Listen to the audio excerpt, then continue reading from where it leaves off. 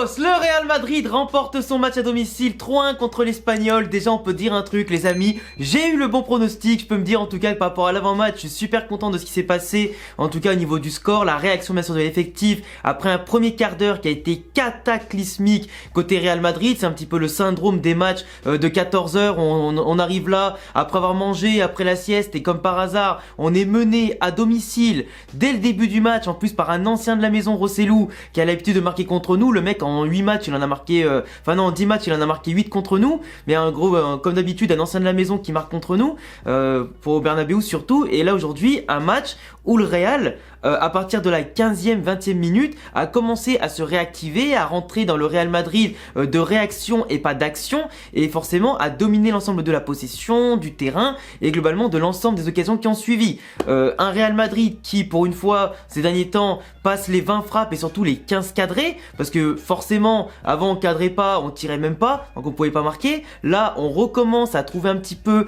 de l'inspiration, du rythme, de l'intensité, de l'envie de tirer de près ou de loin, de multiplier les combinaisons rapides, les centres qui cette fois-ci ont trouvé preneur tout au long du match, quasiment, et qui ont permis justement de cadrer des frappes. 21 frappes, 15 cadrés, ça fait plaisir. Et bizarrement, on arrive à 3 buts marqués. Même si aujourd'hui, on aurait clairement pu en mettre un 4e ou un 5e. Facilement, entre les actions de Rodrigo, son coup franc, les actions de Kroos, les actions de Valverde, de Rodrigo, Vinicius aussi, tu vois. Pas mal de choses qui auraient pu nous permettre de marquer beaucoup plus et d'être beaucoup plus serein. Par contre, il y a un truc que j'aimerais dire avant de parler vraiment plus en détail du match, notamment des buts, des erreurs, etc. Moi, ce qui m'énerve, un truc aujourd'hui, c'est vraiment la gestion de l'effectif de la part d'Ancelotti. Là, je commence à plus en pouvoir que même contre l'Espagnol Barcelone, qui est pas une équipe aujourd'hui qui était pleinement dans l'envie de gagner son match. Ils étaient là, ils ont marqué le premier but, ils ont reculé à fond et leur objectif c'était de mettre en tout cas un bloc bas et pour nous contrer un maximum, nous empêcher justement dans la lignée des derniers matchs qu'on a subis, de nous empêcher d'être inspirés, de marquer des buts et de nous tuer en contre derrière et nous pousser justement à prendre encore plus de risques. Sauf que là, face à une équipe comme ça, Ancelotti, il voit qu'on est en train de gagner 2-1, que même à ce moment-là où on gagne 2-1, l'équipe de l'Espagnol ne ressort pas, ils n'ont pas d'occasion, on les bouffe dans la globalité du jeu, et ben il fait pas les changements très tôt. Il attend encore la 70e minute pour sortir Modric, Kroos, Tchouaméni, pour les faire souffler bien sûr en vue de Liverpool mercredi, mais surtout il les met du coup, donc Ceballos qui a très bien joué, belle entrée, Asensio qui rentre, qui marque, très belle entrée aussi, on en parlera un petit peu après. Il fait rentrer Rudiger. Bon, il a rien eu à faire quasiment, donc en tout cas, ça a permis de remettre Camavinga au milieu et Nacho à gauche. Nacho qui a fait une belle percée, on en reparlera après aussi. Mais vraiment, ça me saoule parce que Alvaro Rodriguez, aujourd'hui, devait jouer. Alvaro Rodriguez devait jouer, mais plus de temps. Parce qu'il le fait rentrer à la 89e. Frérot, t'as le numéro 9 remplaçant qu'on cherche depuis un moment, qui a un profil atypique, qui est grand, qui fait la différence, qui va vite et qui en tout cas est très bon et déterminé, qui a été décisif contre Osasuna avec une passe D dans un moment difficile, qui a égalisé contre Atlético Madrid dans un moment difficile. Là, c'est l'occasion, sans Benzema aujourd'hui, de tester son remplaçant naturel dans le jeu. Là, il me replace Rodrigo en pointe. Rodrigo en pointe, ça a été compliqué pour le trouver, pour qu'il ait beaucoup d'occasions, pour qu'il touche un maximum de ballons, ça a été compliqué. Rodrigo, l'attaquant de pointe, même s'il peut jouer à ce poste-là, c'est pas son poste préférentiel. Là, il a été marqué à la culotte, ça a été compliqué au milieu de certains gabarits, ça a été compliqué pour lui d'exister tout au long de la partie. Il a pas fait un mauvais match, mais c'était pas non plus sa meilleure prestation. Et pour moi, Rodrigo, il devrait jouer en numéro 10, ou du moins derrière un attaquant, comme Benzema ou Alvaro Rodriguez, positionné devant lui. Je l'avais fait une vidéo l'autre jour à ce sujet, en tout cas pour en parler, vu que lui-même, l'autre jour, en conférence de presse, il a dit qu'il aimerait jouer 10 et pour moi ce serait parfait pour ses capacités et ce qu'il est capable d'apporter sur le terrain face au jeu et dans l'axe du terrain, par ses dribbles, ses combinaisons, ses mouvements aussi sur la largeur du terrain, ce qu'il apporte aussi défensivement. Mais pour moi Rodrigo aujourd'hui c'était pas ouf. Alvaro Rodriguez, si tu le mets pas titulaire contre l'Espagnol, 13e de Liga, dans une partie en plus de la saison où tu es à 9 points du Barça, où c'est à ce moment-là que tu dois essayer des choses pour la Ligue des Champions, pour préparer la fin de saison, préparer la saison prochaine, c'est pas après que tu devras essayer, c'est maintenant en fait que tu dois prendre des risques entre guillemets. Et Alvaro Rodriguez, vu son niveau, c'est pas prendre un risque de le mettre en pointe. En plus avec Vinicius qui est inspiré, Valverde qui est de mieux en mieux, tu vois. Donc c'est pas un risque. Et au pire, s'il est transparent, tu le sors à la mi-temps. Et pour moi, je peux te dire que dans un match comme ça, avec sa puissance, sa vitesse, il aurait fait beaucoup de différence. Dans son jeu en appui, de conservation, il aurait bien aidé. Parce que le Real a eu 80% de possession de balle, mais ça a été compliqué quand même de se frayer un chemin jusqu'au cage. Jusqu'à ce que Vinicius, bien entendu, fasse sa percée sur le côté gauche, qui repique dans l'axe et qui marque son but, d'une action en tout cas qui vient de nulle part et qui vient uniquement de son talent, pour remettre les équipes à égalité. Après, bien sûr, l'Espagnol, comme je disais, n'arrivait pas à ressortir, malgré leur intention, en tout cas de base, qui était de marquer, défendre et terminer de jouer en contre. À la fin, leur contre ne marchait pas, ça partait trop loin. On arrivait à contrer les lignes de passe, couper les ailes, en tout cas à leurs offensives, et ça allait très bien. On était dans une totale gestion aujourd'hui. Donc avec Toni Kroos qui rayonnait, qui a fait le jeu en tout cas dans tous les niveaux, qui a surdominé à lui tout seul le milieu de terrain. Tchouaméni pareil, qui ratissait dès qu'il pouvait le moindre ballon qui passait. Modric qui s'occupait vraiment de l'organisation des offensives. Donc tu vois, on était vraiment aujourd'hui plutôt tranquille. À part les 15 premières minutes où l'intensité était présente contre nous et on n'a pas su rentrer dans le match tout de suite, c'était compliqué. D'ailleurs, les 15 premières minutes où tu vois que Camavinga sur le premier but, il est totalement dépassé sur le contrôle en tout cas de l'ailier droit,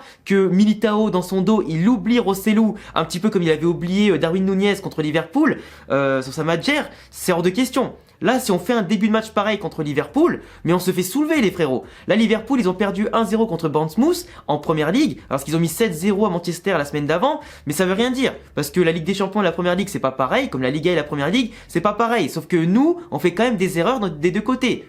Et c'est souvent les mêmes erreurs. Et là, Liverpool, ils viennent avec l'intention de jouer l'offensive du début à la fin. Pas de marquer un but comme l'Espagnol et rester dans leurs 40 derniers mètres, dans les 30 derniers mètres avec 11 joueurs.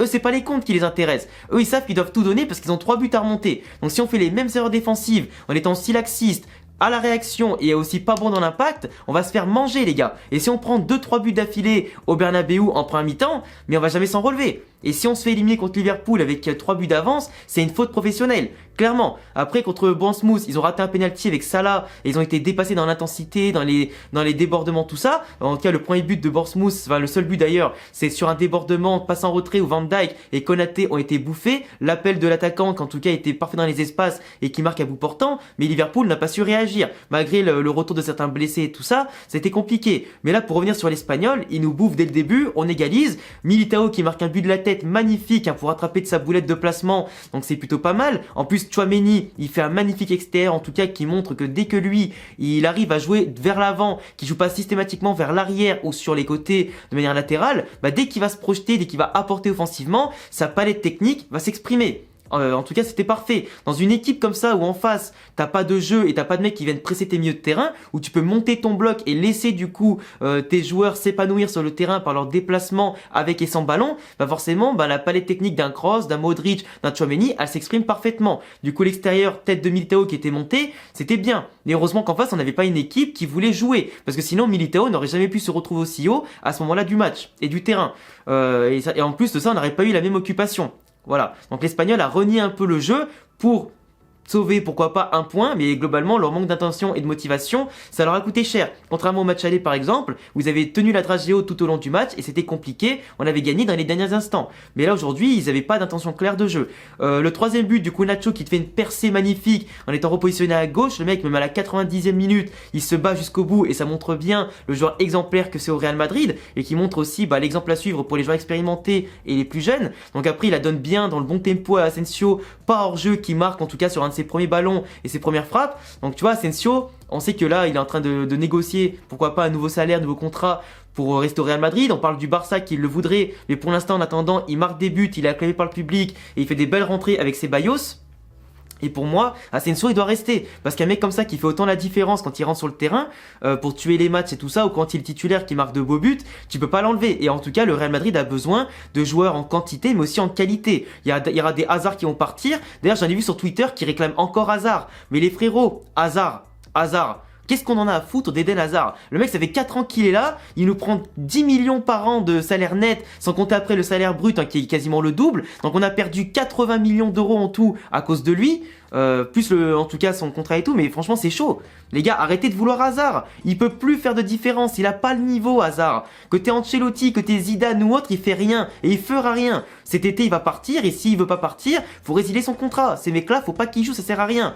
Là les joueurs en place ils sont très bons. Et globalement aujourd'hui, à part Camavinga dès le début du match et Militao qui en fait leur boulette, Rodrigo qui a pas été au top à cause de son poste, les autres ont été au top aujourd'hui. Carvajal a réussi plus de centres, il y a eu plus de bonnes intentions, plus le match avançait, plus on était bien. Mais voilà, après, c'est un petit peu chiant quand même que Alvaro Rodriguez, il ait pas assez de temps de jeu. Que Ceballos, il rentre pareil pour 15 minutes, qu'Asensio pareil pour 15 minutes, ou 10 minutes. À un moment donné, il faut qu'Ancelotti, dans un match que tu contrôles, que tu peux sortir ton milieu de terrain, parce que dans tous les cas, l'adversaire, il est pas prêt de jouer, même si bien sûr, on n'est jamais à l'abri tant qu'il n'y a pas au moins 2 buts d'écart, parce que ça peut aller très vite, le football, vous connaissez tous, un coup de pied arrêté, un petit coup franc, un petit corner, un petit carton rouge, un petit penalty, ça peut arriver très vite, une boulette comme au début du match, ça peut arriver très vite. Une perte de balle de Tchouaméni, Camavinga qui va pas, Militao erreur de placement, ça va vite. Mais ouais, c'est quand même, tu vois, faut faire tourner l'effectif. Si tu donnes la confiance qu'aux mêmes joueurs, t'arrives à un moment donné où ils sont dépassés. T'as l'impression que tu comptes que sur 11 joueurs plus 3-4 autres, mais pour 5-10 minutes, ça sert à rien. C'est pas respecter tes hommes, c'est pas respecter les ressources que t'as. Et voilà, t'affrontais pas non plus le Barça aujourd'hui, t'affrontais l'Espagnol Barcelone. En plus, le Barça demain, ils ont récupéré Lewandowski, ils vont se déplacer à Bilbao. On espère que Bilbao fera les devoirs en leur faisant perdre au moins 2 points. Voilà, pour faire genre que la Liga est en vie, surtout si on arrive à battre le Barça la semaine prochaine au Camp Nou, même si ça va être très compliqué si on joue comme ça, à réaction. Donc à voir. Mais après voilà, j'ai pas trop de ressources, j'ai pas trop de critiques à dire globalement sur le jeu, parce qu'on n'a pas été tant mis en danger que ça après les 15 minutes. C'est du réel dans le texte, hein. Dès que c'est 14h, dès que c'est une horaire qui convient pas, ou dès que simplement on est trop en confiance, et ben on démarre mal et après on part. Et dès qu'une fois qu'on est lancé, on est inarrêtable. Mais voilà, après là, il y a l'ambiance de Ligue des Champions à récupérer mercredi, qui pourra en tout cas nous mettre du bien au moral de passer en quart de finale.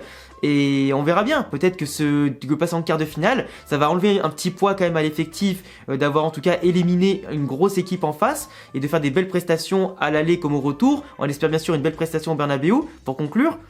Et voilà, ça peut peut-être tout changer, parce qu'après t'as le Barça, t'auras la Copa del Rey à aller chercher, t'as plein d'autres trucs. Donc là on va enchaîner quand même de grosses semaines, et j'espère que le Real Madrid répondra présent. On verra bien si on passe en quart, contre qui on tombera, etc. Mais d'abord passons Liverpool, et après on verra. En attendant les amis, je vous laisserai me dire en commentaire quel est pour vous le top du match, le flop du match aussi, du côté Real Madrid, et puis ce que vous avez pensé globalement du jeu de l'équipe et tout ça. Et puis je vous laisserai bien sûr vous abonner, cocher la cloche. Encore merci pour les 50 000 abonnés, tous mes réseaux en description, et à bientôt pour prochaine vidéo. Ciao.